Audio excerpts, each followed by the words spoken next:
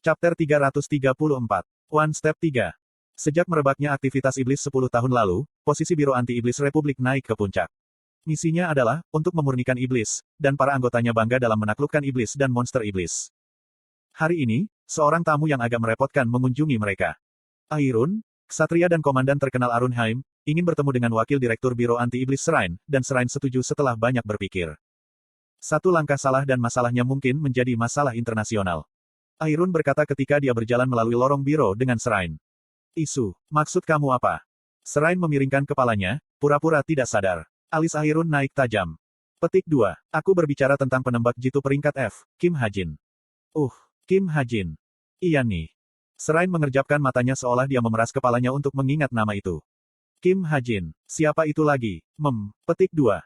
Namun, dia hanya bergumam dengan bingung, dan Airun menggigit bibirnya sebagai tanggapan. Dia baru-baru ini menjadi berita utama di surat kabar Republik. Ah gelombang. Shrine bertepuk tangan dengan wajah lurus. Dia ingat melihat tajuk utama, F-Rank Sharpshooter Kim Ha-jin. Meskipun dia melakukan yang terbaik untuk menekan penyebaran berita, dia tidak bisa menghentikan desas-desus menyebar. Aku mengerti maksudmu sekarang. Ya, jadi di mana dia? Dia harus kembali ke ketentaraan sekarang setelah dia selesai dengan misinya. Petik 2. Siapa tahu, aku sudah melihat namanya di berita, tapi hanya itu yang aku tahu. Aku dengar itu laporan yang salah. Maksudku, bagaimana bisa penembak jitu tingkat F memusnahkan monster iblis? Petik 2. Airun memelototi Shrine, yang menggaruk pipinya dengan polos. Petik 2. Jadi kamu bilang kamu tidak tahu? Tidak, tapi aku yakin dia kembali ke negara asalnya. Tidak, dia tidak datang Airun bermasalah. Dia yakin bahwa Kim Ha-jin dengan aman mengantar Harim ke Republik, tetapi dia tidak bisa menggali masalah ini lebih dalam lagi. Jika dia melakukannya, kerajaan mungkin mengetahui bahwa dialah yang membantu Harim melarikan diri. Bahkan Airun takut akan hukuman dari penguasa tirani Arunheim. Dari yang kudengar, Republik mendirikan lembaga baru bernama Secret Service. Tanpa pilihan lain, Airun mengganti topik pembicaraan.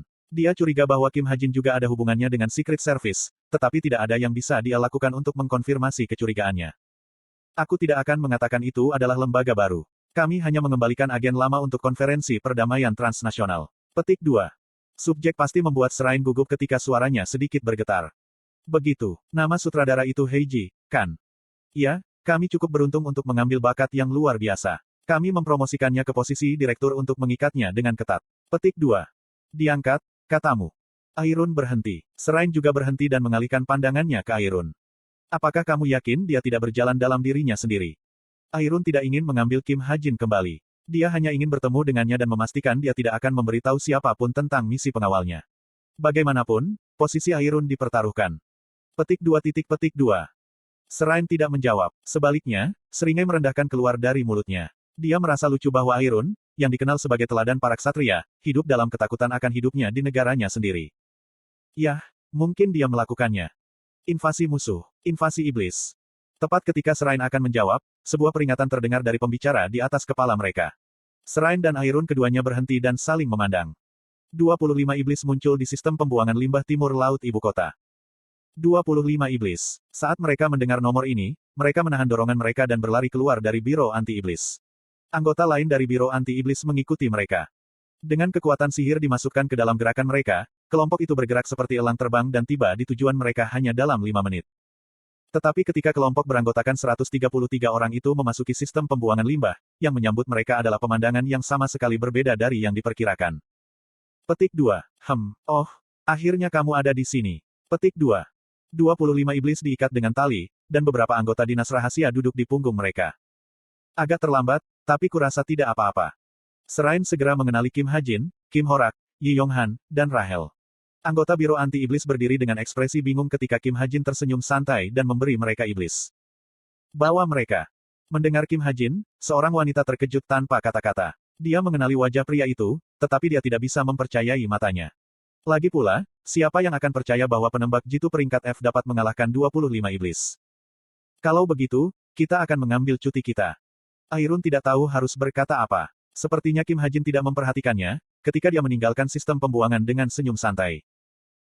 Konferensi Perdamaian Transnasional, Hari 5. Kebanggaan Republik. Direktur Heiji dan bawahannya, menundukkan 25 iblis.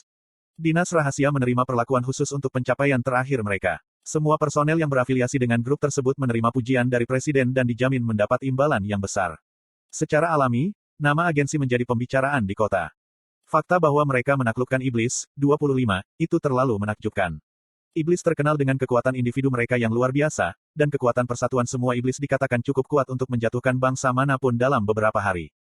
Bagaimanapun, aku kembali ke kantor direktur setelah mendapat ucapan selamat dari warga negara Republik. Selamat. Bos datang mengunjungi aku di kantor. Yah, dia mengganggu, secara teknis. Jangan menggodaku. Ngomong-ngomong, bagaimana kamu bisa masuk? Aku tidak bisa merasakan kamu sama sekali. Petik 2. Hehe, bagus. Kemampuan aku telah meningkat baru-baru ini. Petik 2. Bos melangkah dengan dadanya keluar dengan bangga. Kemudian, dia berubah menjadi bayangan. Tubuhnya meleleh, menjadi genangan kegelapan di tanah. Kehadirannya juga menghilang sepenuhnya. Wow, itu mengesankan. Huhu. Bos tertawa puas dan berubah kembali. Cara bos melesat dari bayang-bayangnya luar biasa sekaligus menyeramkan. Jadi, apa yang akan kamu lakukan selanjutnya? Tanya bos. Aku hendak menjawabnya, tetapi tiba-tiba teringat sesuatu yang lucu dan menawarinya tanganku. Pegang tanganku. B. Tangan. Mengapa? Ambil saja. Bos meraih tanganku dengan ragu-ragu. Sekarang tutup matamu. Petik 2. Teguk aku bisa mendengarnya menelan ludah. Bos menutup matanya. Kemudian, aku membagikan visi kami dengan observer nomor 2, yang aku kirimkan belum lama ini. Pemandangan dari jantung ibu kota muncul di depan mata kami. Meskipun matahari sudah terbenam, ibu kota itu ramai dengan turis asing dan pengunjung domestik. Pengamat memandangi pemandangan dari langit ini dan melihat 3 orang yang menonjol di antara kerumunan. Tanda hubung. Surat wasiat Baal mungkin akan turun pada tanggal 13. Itu adalah Jin Sahyuk. Dia memiliki tusuk sate ayam manis di tangannya. Jadi, kita punya 8 hari. Chae Nayun juga ada di sana. Bos meremas tanganku dengan miliknya ketika dia melihat Chae Nayun. Adik perempuan Chae Jinyon dan cucu perempuan Chae Jochul. Bos tahu siapa dia. Siapkan dirimu sampai saat itu. Jangan hanya makan seperti babi. Tanda hubung. Kamu yang makan seperti babi. Chae Nayun menggeram dan mengulurkan tangan untuk meraih tusuk sate di tangan Jin Sahyuk. Jin Sahyuk dengan mudah memblokirnya, dan Chae Nayun menghela nafas dengan cemberut. Bukankah kamu di pihak lelaki Bel itu? Mengapa kamu tidak meyakinkannya untuk menghentikan keturunan Baal? Itu tidak mungkin. Jin Sahyuk menggelengkan kepalanya dengan tegas. Jika dibiarkan sendiri, Baal akan merobek tubuh Bel terpisah dan turun sendiri pada tanggal 14. Itu sebabnya Bel mempercepat turunnya sehari. Sehingga dia bisa menyelamatkan dirinya sendiri melalui kematian. Dengan kalimat terakhir itu, Jin Sahyuk mengunyah tusuk sate. Aku menoleh ke bos. Dengar itu, Bel akan segera mati. Petik 2. Petik 2. Bos meremas tanganku tanpa menjawab. Bos tidak lagi merasa benci pada Bel. Dia menyadari bahwa dia tidak perlu sekarang karena dia tahu Bel tidak pernah membunuh Yi Yeonjun. Bahkan, dia merasa menyesal. Aku melihat. Bergumamnya yang terlambat terasa dingin dan pahit. Ya, tidak banyak waktu yang tersisa. Berakhirnya Arunheim dan Leores. Bumi dan akhir dunia ini. Dan akhiranku sendiri. Benar-benar tidak ada banyak waktu. Sampai saat itu. Ketika hari itu tiba, pilihan apa yang akan aku buat? Pilihan apa harus aku membuat? Petik 2. Aku memutus visi kami dengan pengamat nomor 2. Ketika aku membuka mata, aku bisa melihat wajah bos. Dia masih menutup matanya, mengerutkan kening karena pengamat terputus. Kecantikannya sulit untuk dilukiskan dengan kata-kata, tetapi ada satu hal yang selalu kupikirkan setiap kali aku melihat sisinya yang lucu dan canggung. Aku ingin bersamanya lebih lama. Tetapi pada saat itu, sebuah suara mengalir ke telingaku, seolah untuk secara eksplisit menghentikan pemikiran ini. Ayo ke sini besok jam 3 pagi. Yi Yeonjun berbicara kepada aku melalui pengamat nomor 1. Dia memanggil aku ke gang terpencil di suatu tempat di Republik Inggris, cagar alam Chameleon Troupe. Ketika Pandemonium menunjukkan tanda-tanda ditelan oleh Demon Realm Transformation, anggota Chameleon Troupe kembali ke pangkalan mereka di gua bawah laut Selat Inggris. Suaka bawah laut bersih dan terawat dengan baik berkat modifikasi Kim Ha-jin. Setiap anggota membongkar barang-barang mereka di kamar mereka dan berkumpul di lobi. Petik 2. Hah, Orden masih hidup. Apakah kamu positif? Chok Jungyong bertanya dengan cemberut di sofa buatan tangan Kim Ha-jin. Iya, itu yang dikatakan Drun. Menarik, bukan? Petik 2. Jin Yohan menganggukkan kepalanya saat mengeluarkan sekaleng bir dari lemari es. Chok Jungyong menggosok dagunya dan merenung. Sudah jelas apa yang dia pikirkan, dan tidak ada yang meragukan bahwa dia sudah orden kotak bayangan di benaknya. Jin Yohan mengambil seteguk bir dan mengganti topik pembicaraan. Jadi, apa yang terjadi dengan lantai 9? Oh itu, ini sudah berakhir. Aku pribadi merawat bencana-bencana itu atau apapun. Petik 2. Chok Jungyong menjawab sambil tersenyum. Dia ingat dengan jelas pertempurannya di lantai 9. Monster legendaris dari mitos dan legenda menjadi batu loncatan untuk pertumbuhannya, dan dia bahkan harus bertarung dengan legenda seperti Lancelot dan Lubu. Jadi apa yang akan kita lakukan sekarang? Temukan dan bunuh Orden lagi. Huhuhu. Chok Jungyong tertawa kecil saat ia duduk di sofa. Ah, sofa ini sangat nyaman. Apakah itu karena Hajin yang membuatnya? Petik 2. Bahwa, ya, Kim Hajin berhasil. Tapi bukan itu masalahnya. Fokus, Jungyong. Bukankah kita harus menunggu sampai bos kembali? Ada hal-hal lain yang perlu kita selesaikan, seperti masalah dengan hamparan luas. Petik 2. Jin Yohan menghancurkan kaleng bir di tangannya.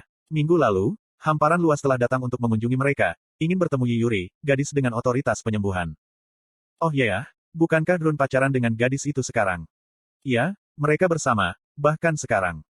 Haha, ya itu sesuatu.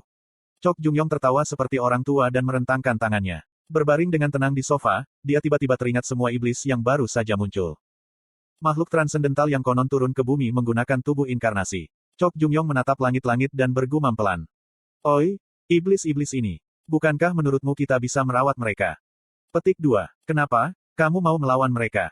Kuhuhu, apakah kamu perlu bertanya? Chok Jungyong mengangkat tangannya dan menatapnya. Tangan terberat di dunia, Chok Jungyong sangat percaya pada kekuatannya sendiri. Tidak peduli iblis apa yang aku temui. Dengan itu, ia telah mengalahkan Lubu, menghancurkan Dulahan, dan memukuli Behemoth. Aku pikir aku akan bisa menghancurkan mereka. Senyum percaya diri mekar di wajahnya. Kekuatan sihir, ungu, berkobar di sekitar tangannya. Dia telah memperoleh kekuatan sihir valet ini dengan memakan hati Behemoth. Dengan itu, ia percaya kekuatannya telah mencapai dunia transenden. Petik 2. Jin Yohan menatapnya diam-diam. Baik. Sebagai seseorang yang telah melihat Heinkes dan Cai Jochul, Jin Yohan tidak bisa tidak setuju. Chok Jungyong saat ini tidak terlihat lebih lemah dari Cai Jochul. Faktanya, Jin Yohan tidak bisa membayangkan Chok Jungyong kalah. Sepertinya kamu sudah menjadi monster juga. Jin Yohan menggumamkan pujian yang jujur. Chok Jungyong tersenyum tipis. Kekuatan sihir valetnya berderak di sekitar tangan dan lengannya. Semakin dia melihatnya, semakin terpesona dia dengan kekuatan barunya. Ignore semua yang lain dan fokuslah untuk menaklukkan lantai 9. Seperti biasa, apa yang dikatakan Kim Hajin kepadanya ternyata benar. Sementara Chok Jungyong mabuk oleh kekuatannya sendiri. Beep, beep. Sirene yang keras berbunyi di tempat kudus. Tepatnya, suara itu berasal dari jam tangan pintar anggota. Hoa. Ah, astaga, itu mengejutkanku. Keita dan Setrin bangun dari tidur mereka, dan Drun juga keluar dari kamarnya bersama Yi Yuri. Apa yang terjadi, Jin Yohan, Chok Jungyong? Petik 2. Jin Yohan dengan tenang menatap jam tangan pintar ini. Setelah sekitar 1 menit, dia mengangkat kepalanya dan menghadap Chok Jungyong. Chok Jungyong juga menatapnya. Segera, senyum lebar muncul di wajahnya. Apa yang terjadi? Dia bertanya dengan suara penuh antisipasi. Jin Yohan memproyeksikan peringatan darurat. Laporan darurat. Peringkat 62 iblis, Falak, sedang berbaris ke utara dengan pasukannya. Laporan darurat. Ranking 29 iblis, Astaroth, muncul di Spanyol.